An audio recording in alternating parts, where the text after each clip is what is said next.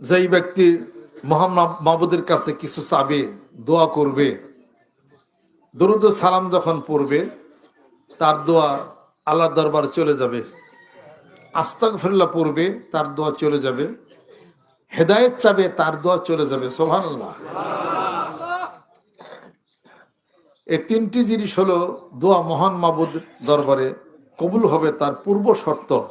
এই তিনটি জিনিস যেই ব্যক্তি দরুদ ও সালাম পাঠ করবে, পৃথিবীর এক প্রান্তে যদি পাঠ করে তাহলে একটা ফেরেশতা আল্লাহ পাক নিযুক্ত করেন, ওই দরুদ ও সালামটুকু সোনার মদিনায় নবী পাকের রওজা মোবারকে আল্লাহ পাক পৌঁছিয়ে দেন।